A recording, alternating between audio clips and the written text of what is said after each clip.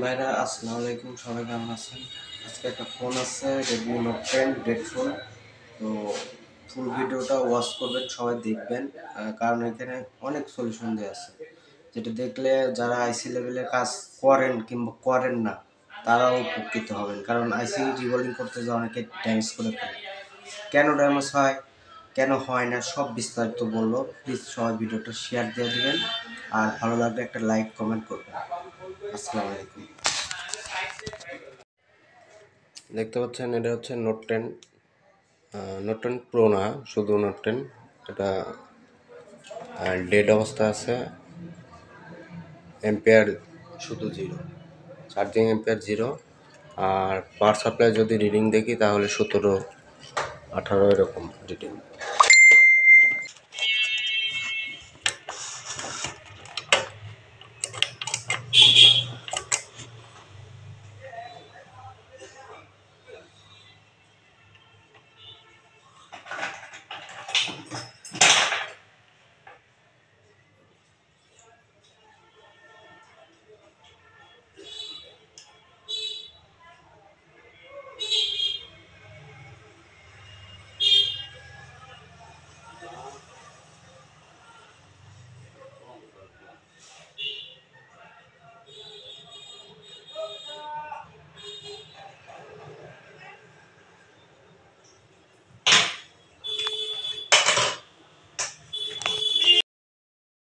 তো এখন আমরা হচ্ছে আইসির গ্লু কাটিং করব। গ্লু কাটিং হিট থাকবে 250 থেকে 300-র মধ্যে, আর ইয়ার থাকবে 50। আর 8 নাইফের ব্লেড থাকবে, একটু মাথা ধারটা কমায় নেবেন, কারণ হচ্ছে ধার থাকলে লেয়ারগুলো কেটে যাবে মাদারবোর্ডে। তখন আমরা গ্লু কাটিং করব, তারপরে সেকেন্ড প্রসেসে যাব, আইসি ওপেন প্রসেসে। তো আমরা গ্লু খুব সাবধানে কাটবো, কারণ ওখানে একটা রেজিস্টার আছে সিপিইউ আর ইউএফএসের মাঝামাঝি, ওটা দেখে খুব সাবধানে কাটিং করতে হবে। গ্লু কাটিং না করলে আইসি তোলার সময় পাশে যে কম্পোনেন্টগুলো আছে এগুলো উঠে যেতে পারে, এ কারণে আমরা গ্লুগুলো সুন্দর করে কাটিং করে নেব।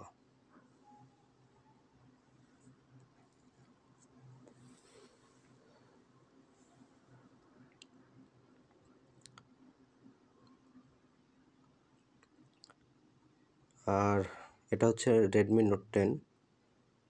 প্রত্যেকটা ফোনের ক্ষেত্রেই হিটের টেম্পারেচার থাকবে প্রায় 300 থেকে 350 আইসি ওঠানোর সময়। আর আমরা যখন আইসি রিভলিং করব তখন টেম্পারেচার থাকবে 320 থেকে 330-এর মধ্যে। দেখতে পাচ্ছেন খুব সুন্দরভাবে স্মুথলি আইসি উঠছে কিন্তু। আর 8 নাইফটা খুব স্মুথলি ঢুকায় আইসিটা ওপেন করে ফেলছে। তখন আমরা একটু সোল্ডারিং পেস্ট দিয়ে নেব, ভালো মানের পেস্ট হতে হবে, আর সোল্ডারিং উইক হতে হবে ভালো মানের। সোল্ডারিং উইক আপনি ব্যবহার করতে পারেন, যেমন আমি গুড উইক ব্যবহার করি, গুড উইক খুবই ভালো। আর আয়রনের টেম্পারেচার থাকবে মাদারবোর্ড ক্লিনের সময় অবশ্যই একটু বেশি থাকতে হবে, 400-র মতো থাকলে হবে, 400 থেকে 420। যেমন আমি এটা T210 ব্যবহার করি আয়রন, খুব ভালো, কিন্তু বিটগুলো খুব নষ্ট হয়ে যায়, তাড়াতাড়ি বিটগুলো ক্ষয় হয়ে যায় আর কি, 1-1.5 মাস চলে, তারপরে আবার চেঞ্জ করতে হয়। আর যখন আইসি ক্লিন করবেন অবশ্যই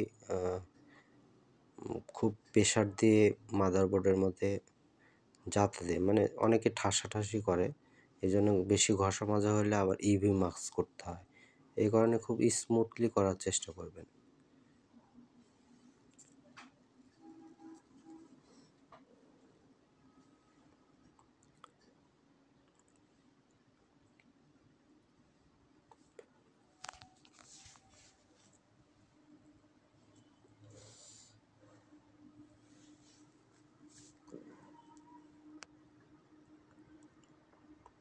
দেখতে পাচ্ছেন যে আইসি ক্লিন করা প্রায় শেষের দিকে। ক্লিন করার পরে আমরা হটগানের হিট রাখবো হচ্ছে কুইক 861 DW 300, আর ইয়ার থাকবে হচ্ছে 40 মানে 40। সাইডে যে এক্সটার্নাল যে গুলোগুলো আছে আইসির মাদারবোর্ডের যে আইসির যে 4টা আন্ডারলাইন আছে, চারপাশেই গ্লু থাকে, কিছু না কিছু গ্লু থেকে যায়, ওগুলো আমরা একবার ক্লিন করে তারপরে আমরা মাদারবোর্ডটা একদম ফ্রেশ করে ওয়াশ করে নেব। আর একভাবে ধরে রাখবেন না হটগান, একটু পরপর হিট দিবেন আর ক্লিন করবেন। যেহেতু আমি অনেক দিন ধরে কাজ করি তাই আমার প্রবলেম হয় না, আমার হাতের ব্যালেন্স অ্যাকুরেট আছে। তো যারা নতুন আছেন তারা একটু সাবধানে কাজ করবেন, কারণ দেখা যায় প্যাড ক্লিন করার সময় অনেকে আবার মাদারবোর্ডে স্ক্র্যাচ করে, আবার দেখা যায় যে মাদারবোর্ড ফুলে যায়। আর ব্লেড আমি এটাই ব্যবহার করি, আপনারা চাইলে চ্যাপ্টা যে ব্লেডগুলো আছে ওটাও ব্যবহার করতে পারেন। 3 নাম্বার ব্লেড, এটা হচ্ছে 1 নাম্বার ব্লেড। এখন আমরা একটু এখানে আমি পেট্রোল ব্যবহার করছি, আপনি চাইলে থিনারও ব্যবহার করতে পারেন ভালো মানের। পেট্রোল দিয়ে ব্রাশ দিয়ে ওয়াশ করছি, দেখতে পাচ্ছেন খুব ক্লিন হয়েছে, খুব সুন্দর ক্লিন হয়েছে। তো আমরা সেকেন্ড প্রসেসে যাব, আইসি ক্লিন করার প্রসেসে।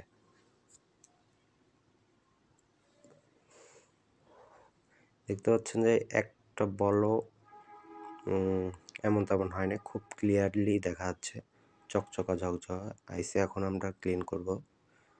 তো আইসি ক্লিনের জন্য একটা পিসিবি ব্যবহার করতে হয়, যেমন মাদারবোর্ডের যেমন পিসিবি থাকে আইসির ওরকম পিসিবি। তো আমি এখানে ব্যবহার করতেছি না, কারণ আমার যেই মাইক্রোস্কোপটা আছে এটার সাথে যেই স্ট্যান্ডটা আছে এটা হিটসিংয়ের কাজ করে।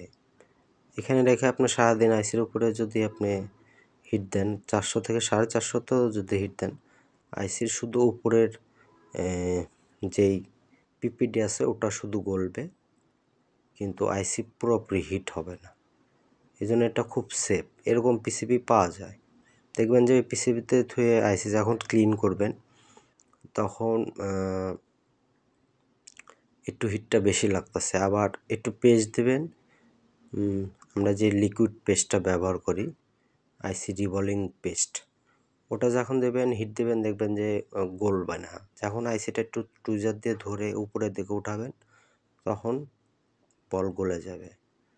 তো এটা হচ্ছে মূল বিষয়, যে এটা হচ্ছে টিপস ছিল। আমি ভিডিওর প্রথমে বলছিলাম যে যারা নতুন কিংবা পুরাতন তারা কিন্তু অনেক টাইমে এই ভুলটা করেন, যে টিস্যুর উপর রেখে আইসি ক্লিন করেন, তখন কিন্তু ওভার টেম্পারেচার হয়ে আইসি ড্যামেজ হয়ে যায়। অনেকে দেখা যায় হটগান দেয়, যেমন আমি এখানে হটগান ব্যবহার করতেছি, তারপরও কোনো সমস্যা হবে না। যেহেতু আমি অনেক দিন ধরে কাজ করি, আমার কাজের একটা এক্সপিরিয়েন্স আছে, অনেক দিন ধরে কাজ করি, হাতের অ্যাক্টিভিটি আমার অ্যাকুরেট আছে। যাদের নতুন এই কাজে তারা অবশ্যই একটু চেষ্টা করবেন আস্তে ধীরে কাজ করার, তাড়াহুড়া করবেন না। তো আইসি দেখতে পাচ্ছেন একদম ঝকঝকা ক্লিন হয়ে গেছে। অ্যান্ড আইসির সাইডে যে গ্লুগুলা লেগে আছে এগুলো আমরা একটু কাটারের ব্লেড দিয়ে সাইজ করে নেব এবং কেটে নেব। এমনভাবে কাটবেন শুধু যেন গ্লুগুলা উঠে, আইসিতে যেন একটুকু স্ক্র্যাচ না পড়ে, তাহলে কিন্তু আবার আইসি যদি স্ক্র্যাচ পড়ে অনেক টাইম নষ্ট হয়ে যেতে পারে। তো এটা খুব একটা জটিল কাজ না, খুব সহজ। তো দেখতে পাচ্ছেন কমপ্লিট হয়ে গেছে। এখন আমরা আইসি রিবলিংয়ে প্রসেসিংয়ে যাব। টিস্যুর উপর রেখে আইসির যে ডট আছে আমরা ডট দেখে ওইভাবেই প্লেটটা বসাবো। বসানোর পরে আমরা এখানে যেই লিকুইডটা ব্যবহার করব এটার হচ্ছে টেম্পারেচার হচ্ছে 199 সেলসিয়াস। এটা গেমিং প্রসেসর, এই কারণে এটাতে একটু হেভি মানের পেস্ট ব্যবহার করা হচ্ছে, যেন কাস্টমার লং টাইম ব্যবহার করতে পারে। আর দেখা যায় যে কিছু বাজে কোম্পানির পেস্ট আছে, ওটা দিয়ে করলে 2-3 মাসের মধ্যেই আবার রিবলিং করতে হয়। তো এটা দিয়ে করলে ইনশাল্লাহ 2-3 বছর কাস্টমার আরামে ব্যবহার করতে পারবে। তো পেস্ট দিয়ে নিছি এবং হাতের 2 আঙুল দিয়ে ধরে রাখছিলাম। এখন টুইজার দিয়ে ধরে রেখে 320-এ হিট থাকবে, আর ইয়ার থাকবে হচ্ছে 40 থেকে 50। এটা শুধু কুইক 861 DW। এছাড়াও আপনি কুইক 2008ও এটা ব্যবহার করতে পারেন। একই টেম্পারেচার, একই হিট, হাওয়া যেটা বলেন। একবার 1 চান্সে আমাদের বল হয়ে গেছে। আমরা একটু পেস্ট দিয়ে নিচ্ছি। এটা মেকানিকের এই পেস্টটা খুবই ভালো। এখন আমরা উপর দিয়ে হিট দিলে বলগুলো একদম মানে পরিপূর্ণভাবে আইসির সাথে কানেক্টেড হয়ে যাবে। হয়ে গেলে একটু ওয়েট করবেন অবশ্যই, যেন বলগুলা একটু শক্ত হয়ে যায়, তারপরে প্লেটটা টান দেবেন। তার আগে কেউ টান দেবেন না। এখন আমরা প্লেটটা সরাই নেওয়ার আগে একবার কেটে নেব আরেকবার, আইসি পুরোপুরি কমপ্লিটভাবে রিভলভ হয়েছে কিনা। দেখতে পাচ্ছেন ওই পাশে 10-12টা বল হয় না, এই জন্য আর একটু পেস্ট দিয়ে নেব উপরে দিয়ে, আবার একটু মুছে তারপরে আবার হিট দিলে একদম সম্পূর্ণ ওকে হয়ে যাবে, আইসি রিভলিং কমপ্লিট হয়ে যাবে। এক্সটার্নাল যে ময়লাগুলো আছে আমরা একটু আবার ব্লেড দিয়ে কেটে নেব। আর যেখানে যেখানে পেস্টের প্রয়োজন শুধু জাস্ট ওখানেই থাকবে। এক্সটার্নাল জায়গায় দিলে বল ছোট বড় হবে, তখন আইসি ওয়ার্কিং করবে না, মাদারবোর্ডে লাগালে ফোন অন হবে না। আর অবশ্যই চেষ্টা করবেন যেন আইসি 1 চান্সে রিভলভ হয় আর 1 চান্সে ফোন চালু হয়। যদি 2-3 বার করতে যান অনেক টাইমে দেখা যায় সেট ডেড মোডে চলে যায়, তখন মানে কাজটা আরও তো হয়ই না, মনটা খারাপ হয়ে যায়। তো এখন আস্তে করে প্লেটটা তুলে নিচ্ছি। তো দেখতে পাচ্ছেন খুব সুন্দরভাবে বলগুলো হয়েছে। এখন হালকা করে হিট দিলেই বলগুলোর যে বাঁকা তারা আছে এটা সব সম্পূর্ণ সোজা হয়ে যাবে। দেখা যাচ্ছে যে মনে হয় আইসিতে ময়লা আছে, তবে আইসিতে একটুকু ময়লা নেই। দেখতে পাচ্ছেন একদম ক্লিন। তো এখন আমরা আবার একটু পেস্ট দিয়ে নেব। ভালো মানের একটু পেস্ট দেবেন, মেকানিকের আছে, ডি-লাইফের আছে, যে যেটা ব্যবহার করেন। আমি এখন একটু পেস্ট দিয়ে নিচ্ছি। খুব বেশি পরিমাণ দেবেন না, যতটুকু লাগে। অনেকে আছে এইভাবে আইসি বসান, আমি এভাবেই কাজ করে স্বাচ্ছন্দ্য বোধ করি, মানে এইভাবে লাগালে আমার কাছে মনে হয় ভালো। এখন আপনি যেভাবে করেন সেটা আপনার ব্যক্তিগত ব্যাপার, তবে আমি মনে করি এভাবে করলে আইসি খুব সুন্দরভাবে বসে।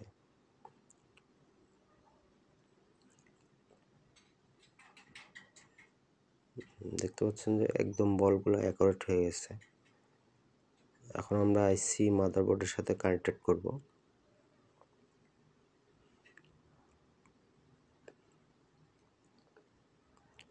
সাথে সাথে কেউ আইসিতে মানে আইসি লাগানোর চেষ্টা করবেন না। একটু মিনিমাম 50 থেকে 60 সেকেন্ড, মানে 1 মিনিটের মতো ওয়েট করবেন, যেন আইসি পরিপূর্ণ একটু ঠান্ডা হয়। তারপরে মাদারবোর্ডে আইসিটা ডট দেখে মাদারবোর্ডে আইসিটা বসাবেন।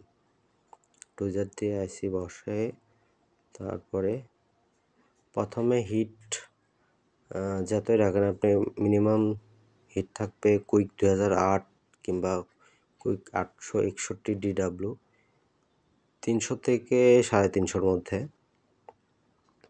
আর ইয়ার থাকবে একটু কম, কারণ যদি ইয়ার বেশি দেন তাহলে আইসি কিন্তু মানে এদিক ওদিক নড়ে যেতে পারে। তাই সে বসে গেছে প্রায়। এখন আমরা একটু টোকা দিয়ে দেখে নিলাম। তো আইসি মাদারবোর্ডের সাথে কানেক্টেড হয়েছে। এখন অবশ্যই ঠান্ডা করতে হবে, 2 থেকে 3 মিনিট ঠান্ডা করার পরে আমরা দেখতে পাচ্ছি যে আইসি একদম সুন্দরভাবে বসছে, একদম ক্লিন, বোঝা যাচ্ছে না যে আইসি রিবোলিং করা হয়েছে। সবসময় ক্লিন এবং পরিষ্কার পরিচ্ছন্নভাবে কাজ করবেন, তাহলে লং টাইম ফোন ব্যবহার করতে পারবে কাস্টমার। তো আমি একটু দেখে নিচ্ছি যে সাইড সুইটে মানে ঠিকভাবে অ্যাকুরেটভাবে বসছে কিনা।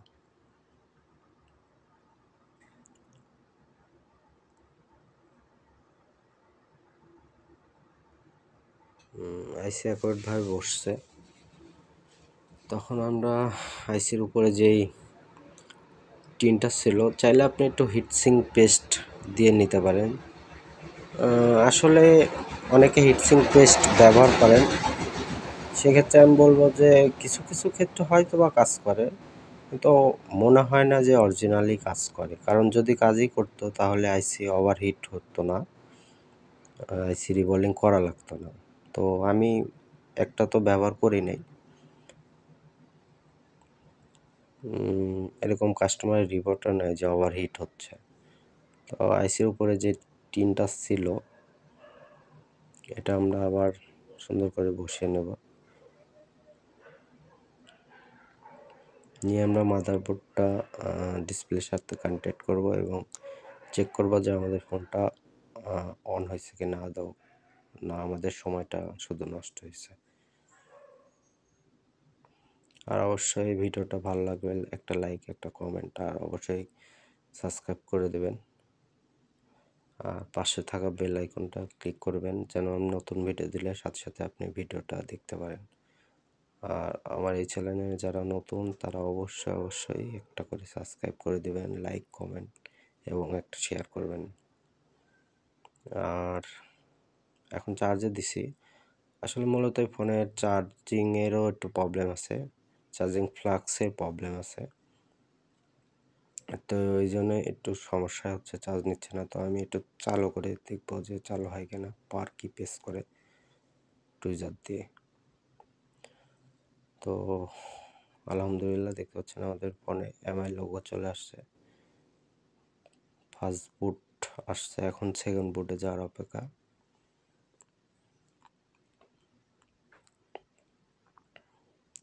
অলরেডি সেকেন্ড বুটে চলে গেছে, দেখতে পাচ্ছেন লাইট কমে গেছে, ফোন চালু হয়ে গেছে ডাইরেক্টলি। একটা কিউট বেবির পিক আছে, টাচেও কাজ করতেছে। তো আমরা এখন মাইক্রোস্কোপের ক্যামেরাতে এতক্ষণ ভিডিওগুলো দেখলাম, এখন আমরা দ্বিতীয় ক্যামেরাতে যাব। তার আগে আরেকবার ফাইনালি আপনাদের দেখাই দিই। এই যে বাচ্চার ছবিটা দেখেন, পরে আবার বলবেন যে মাদারবোর্ড চেঞ্জ করে দিছি। এখন আমরা সেকেন্ড ক্যামেরায় যাবো, দেখতে পাচ্ছেন এই যে বাচ্চার ছবি সুন্দরভাবে কাজ করতেছে। তো সবাই ভালো থাকবেন, আল্লাহ হাফেজ। দেখা হচ্ছে নেক্সট কোনো একটা ভিডিওতে, নেক্সট কোনো ভালো টপিক নিয়ে, আপডেট লেভেলের কাজ নিয়ে। আল্লাহ হাফেজ।